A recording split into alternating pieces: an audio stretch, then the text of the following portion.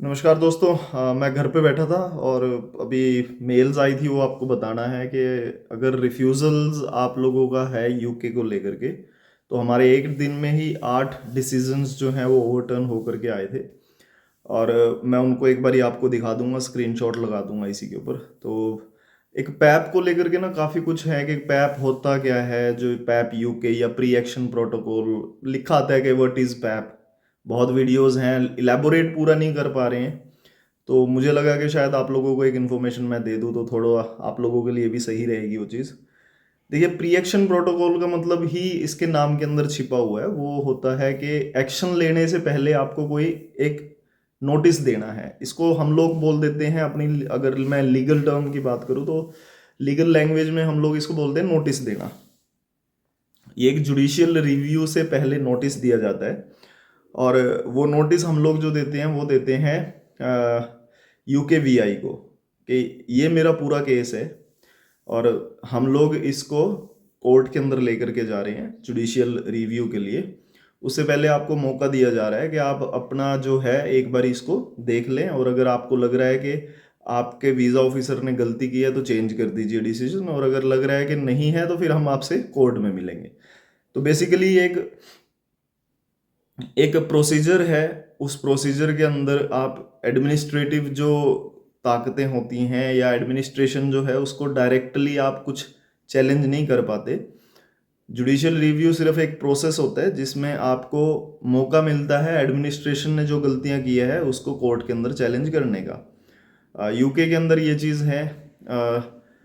कई कंट्रीज हैं उनमें ट्रिब्यूनल होता है। अभी कनाडा के अंदर अगर आपको जुडिशियल रिव्यू में जाना है, दैट मीन्स आपको फेडरल कोर्ट के अंदर अगर जाना है तो वो एक डिफरेंट प्रोसीजर होता है। उसमें आपको नोटिस ऑफ अपीयरेंस देना पड़ता है। जैसे यहाँ प्री एक्शन प्रोटोकॉल है तो वहाँ नोटिस ऑफ अपीयरेंस हो जाता है। अब नोटिस ऑफ अपीयरेंस जो है कनाडा के लिए वो एक सेपरेट प्रोसीजर रहेगा। उसमें $50 की फ़ीस होती है उनकी, और वो पूरा केस बना करके भी उनको इसी तरह दिया जाता है। लेकिन यूके के अंदर और उसके अंदर थोड़ा सा डिफरेंस हो जाता है, क्योंकि यूके जो है वो काफ़ी एक तरह से मैं मान के चलूँगा कि हम लोगों के जो रूल्स हैं वो लगभग सेम है, तो इसलिए हम लोगों को यूके में इतनी प्रॉब्लम्स नहीं आती हैं। कनाडा थोड़ा सा डिफरेंट हो जाता है इस चीज़ को लेकर के। अब प्री एक्शन प्रोटोकॉल में दिन कितने लगते हैं डिसीजन में और वो होता क्या है वो भी मैं आपको बता देता हूँ। इससे पहले एक छोटी सी रिक्वेस्ट है भाई, इसको शेयर कर लेना। प्री एक्शन प्रोटोकॉल को लेकर के बहुत सारी गलत फहमीज़ हैं लोगों के अंदर, और वो चीज़ कहीं ना कहीं उनको नुकसान की तरफ भी ले जाती है। आप प्री एक्शन प्रोटोकॉल खुद भी दे सकते हैं अगर आप केस ड्राफ्ट कर पाएँ। नहीं तो लोग क्या करते हैं, एक मेल डाल देते हैं, मेल में वो सक्सेस रेट नहीं आता। मतलब ठीक है, मैं मानता हूँ कि आपने अपना केस बताया जी, हाँ ये है वो है, लेकिन आपको ये नहीं पता होता कि लीगल पॉइंट्स क्या उठते हैं। जब लीगल पॉइंट्स नहीं पता हो तो अब वीज़ा ऑफिसर जो वहाँ बैठा है लिटिगेशन सेंटर में, फेल्थम में उनका सेंटर है यूके के अंदर, तो वो देख लेते हैं कि भाई बंदा इसको नॉलेज है भी या नहीं, या वैसे ही एक ईमेल भेजी हुई है। तो वहाँ चांसेस जो है वो कम हो जाते हैं। जब आप एक एडवोकेट के थ्रू पूरा का पूरा बना करके भेजते हैं तो उसमें उनको पता है कि भाई ये अगर कोर्ट में गया तो इसके लीगल पॉइंट सही हैं और ये जीत सकता है। क्या इसका रिजल्ट 100% आता है? जी नहीं। ये मैं आपको पहले कहता हूँ कि प्री एक्शन प्रोटोकॉल में 100% ओवर टर्न्स नहीं होते हैं। हम लोगों की बात करें तो 90%, 95% हम लोग परमात्मा की दया से, ये हमारे ऊपर नहीं है, लेकिन 95% जो है हम लोग सक्सेस रेट ले लेते हैं ओवरटर्न करवाने में। दो प्रोसीजर हैं इसमें, सॉरी, दो स्टेप्स आपके रहते हैं। पहले स्टेप में आपका जो वीज़ा ऑफिसर, सॉरी, जो लिटिगेशन सेंटर में बैठे हैं, वो मैनेजर लगाओ या जो भी है वहाँ पर टीम है उनकी, वो टीम देखती है कि क्या इसको रिकन्सिडरेशन पे भेजा जाना चाहिए या नहीं। तो पहले स्टेज यहाँ आती है। वो लगता है उनको कि रिकन्सिडरेशन पे भेजा जाना चाहिए, इनके पॉइंट्स जो हैं वो बिल्कुल सही हैं, तो फिर वो उसको लिटिगेशन सेंटर उठा करके और रिकन्सिडरेशन पे भेजेगा। अब रिकन्सिडरेशन पे जाने का मतलब होता है वो उसी सेंटर के पास आ जाएगा जहाँ पर वो डिसाइड किया गया है। मान लो दिल्ली के अंदर डिसाइड है तो वो दिल्ली के पास आएगा। अब दिल्ली के पास जब आता है तो दिल्ली वाले क्या करेंगे उसको, कि जो मैनेजर होता है दिल्ली के अंदर, वीज़ा मैनेजर बोलते हैं उसको, वीज़ा मैनेजर ये देखेगा कि भाई जो केस है वो इतना स्ट्रोंग है कि उसको मैं ही ओवरटर्न करके और वीज़ा दे दूं, या फिर उसको दूसरे वीज़ा ऑफिसर के पास भेजा जाए। अगर मैनेजर को लगेगा कि भाई केस बिल्कुल सही है और मैं इसको कर सकता हूँ, तो वो खुद ही पासपोर्ट मंगा लेता है। उस केस के अंदर आप रिकन्सिडरेशन की मेल आने के 7 दिन से लेके 15 दिन या 10 दिन तक, वो होपफुली कई बार तो 2-2 दिन में भी हो जाता है। आज ही रिकन्सिडरेशन की मेल आई, अगले दिन आपको आ जाता है पासपोर्ट सबमिट कर दीजिए। तो ये जब मैनेजर डिसाइड करे तब होता है, विद इन 1 वीक या 10 दिन के अंदर आपका पासपोर्ट मंगवा लिया जाता है। ये एक स्टेज है। दूसरा, उसको लगे वीज़ा मैनेजर को भेजा जाना चाहिए, मतलब वीज़ा मैनेजर को लगे कि दूसरा वीज़ा ऑफिसर को भेज दूं, तो फिर उस केस के अंदर उसको टाइम ज़्यादा लग जाता है। वहाँ पर फिर वो 3 महीने का टाइम ले रहे हैं। अब 3 महीने में ये दूसरा वीज़ा ऑफिसर है वो देखेगा। अब दूसरा वीज़ा ऑफिसर दोनों चीज़ें देखते हैं, आपके लीगल पॉइंट्स जो उठे हुए हैं वो, और जो रिफ्यूज़ल पहले ने दिया है। तो फिर वो अपने दिमाग से या तो कहेगा कि ठीक है जी आप मुझे पासपोर्ट भेज दीजिए, मैंने आपका वीज़ा इशू कर दिया है, या फिर वो नए पॉइंट्स निकाल करके रिफ्यूज़ कर देता है। तो इसमें तभी बोल रहा हूँ कि ये 100% नहीं होता है। 100% का मतलब है रिकन्सिडरेशन पहला स्टेप था, वो 100% नहीं होता। अब रिकन्सिडरेशन पे अगर 90 केस चले गए, तो 90 केस के बाद जो वीज़ा मैनेजर बैठे हैं, वीज़ा ऑफिसर जो दूसरा चेक करेगा, वो लगभग मान करके चलना कि 60-70% ईजिली, मतलब 70% तक आपको सक्सेस रेट उसमें मिल जाती है अगर आपके पॉइंट सही उठे हुए हैं। तो ओवरऑल अगर मैं बात करूं, आप अगर पीएपी के लिए जा रहे हैं, पीएपी यूके या पैप यूके, जो भी आप उसको बोलना चाहे, तो फिर आपके पास अगर आपके पास जो आपका लीगल ड्राफ्टिंग सही हुई है, तो फिर आपके सक्सेस रेट जो है वो 70% तक चले जाते हैं। तो 60-70% ओवरऑल आपके चांसेस रहते हैं। कुछ केसेस तो ऐसे हुए हैं भाई कि मैंने बिल्कुल ना कर दिया था, जब उनका अभी एक केस था, नाम नहीं बोलूँगा क्योंकि वो किसी एजेंट ने मुझे दिया था। तो हस्बैंड वाइफ और दादी का और पोते का, मतलब पूरी फैमिली, लेकिन 2 पार्ट्स में डिवाइड कर दी गई थी वो। तो 2 का हस्बैंड वाइफ का एक था और दादी का और पोते का एक था। आप यकीन मानना भाई साहब, अगर मेरे पास, मैं मतलब मैंने उसको ना कर दिया था, लेकिन उन्होंने बोला कि नहीं जी करना है तो करना है। तो मैंने कहा ठीक है भाई। उसके अंदर कुछ भी पॉइंट्स नहीं थे, अगर मैं पकड़ने की बात करूँ तो एक भी पॉइंट ढंग का नहीं था।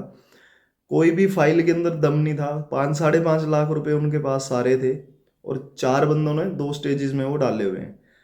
टर्नओवर की बात करूं, कंपनी कुछ भी नहीं टर्नओवर है, एक सिंपल सी कंपनी थी। आप ये मान लेना कि उसके अंदर कुछ भी मेरे ख्याल 6 महीने में 7-8 लाख रुपए के पैसे घूमे हुए थे, बस इससे ज़्यादा कुछ भी नहीं था। और ना कोई उसका ढंग का सिस्टम बना हुआ था ना कुछ। अब उनके चारों के वीज़े आ गए हैं, मतलब 2 का मैंने एक बार ही डाला, 2 का एक बार ही डाला, तो 4 का डाला, और परमात्मा की दया से वो चारों के वीज़े आ गया। तो ये होता है कि आप कुछ नहीं कह सकते। और 1-2 केस मेरे ऐसे थे भाई साहब, बिल्कुल जेन्युइन थे, लेकिन वीज़ा मैनेजर जो था वो अड़ गया। उसने, भाई वो कलम की ताकत है, आप क्या कर सकते हो। उसने लिख दिया जी नहीं, जो आपके लीगल पॉइंट्स है मैं उससे सेटिस्फाइड नहीं हूँ, और उसकी एक्सप्लेनेशन नहीं दी। बेसिकली क्या होता है कि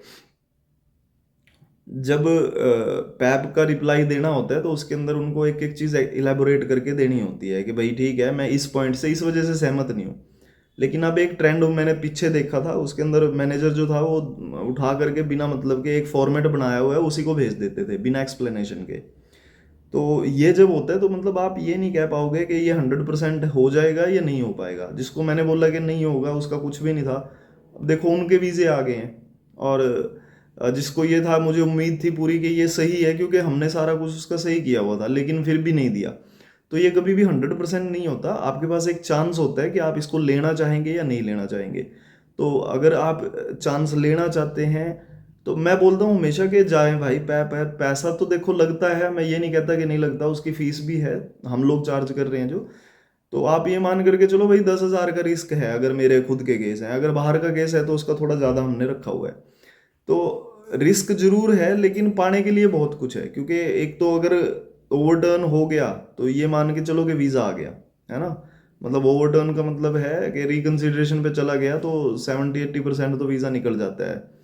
और अगर ओवरटर्न नहीं हुआ है तो कम से कम आप लोगों के पास अगर पॉइंट्स हैं, आप उसको सारी चीज़ को दोबारा जब फाइल रेडी करते हैं, क्योंकि हम लोगों ने यही प्रोसीजर रखा हुआ है कि जब ओवरटर्न पे चला जाए तो हम, अगर फाइल पूरी मेंटेन नहीं है, क्योंकि जब फाइल पूरी मेंटेन होती है तो उसके अंदर आपको नेगेटिव पॉइंट्स नहीं मिलेंगे। अब मतलब देखो फाइल मेंटेन है तो मुझे पता है कि वो 80-90% वीज़ा निकल जाता है उस केस में। फाइल प्रॉपरली मेंटेन नहीं है हमारे अकॉर्डिंग, तो फिर हम क्या करते हैं, जैसे बाहर का केस है, फाइल मेंटेन नहीं है और वो डलवा रहा है पैप, तो हम फिर क्या करते हैं कि पैप भी डाल देते हैं, लेकिन उसका अभी से प्रोसीजर भी शुरू करवा देते हैं, उसको फाइल को मेंटेन करवाना शुरू कर देते हैं। अब जब फाइल मेंटेन होनी शुरू हो जाती है तो 6 महीने का टाइम हमारे पास होता है फाइल मेंटेन करने का। देखिए, 1 महीना वैसे निकल गया, 15 दिन एम्बेसी ने ले लिए, रिकंसिडरेशन पे लिटिगेशन सेंटर ने ले लिए, और कुछ हमारा टाइम हो गया 2 4 5 दिन का, हफ्ता 10 दिन हम भी कर लेते हैं अपना, तो मतलब ये मानो कि 20 25 दिन तो वो निकल गए।